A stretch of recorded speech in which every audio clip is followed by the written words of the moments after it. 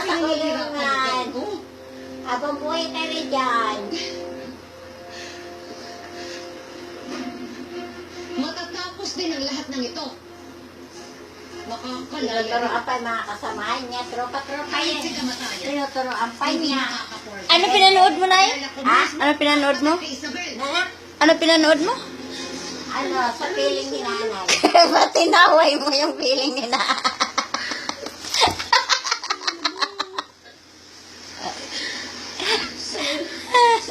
Bakit apektado ka na eh? Ha?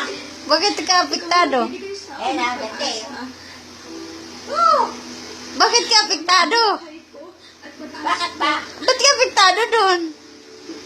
Sa piling ni nanay. Sa pinanood Kasi mo? yung kontrabida, kaya nga nakulong yun sa piling ni nanay dahil sa kontrabida na yan. O ngayon, ako kontra niya, nakulong din siya. Ngayon, yung kanya inaaway na yun, nakalabas na.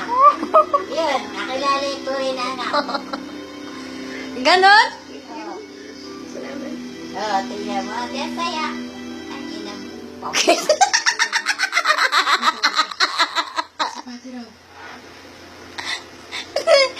Sino mina? sa'yo, diyan ka lang. Sino minamura mo na? Tawag-tawag ka pa dyan, tatawagin mo na may yan. Oh, isang pa kontrabida ka, yaya ka dyan. Nay. Tutupo ka dyan. Sino ba kasi yung kalaban mo? Ay, nako. Dahil to, Ha? nakahayap talaga. Ha? Buti ka sa'yo. Ha? Kawawa mong bata. Ha?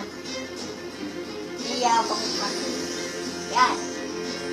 Yan, nasa piling ni nanay. Kaya pinasok na naman tayo ng wawawin.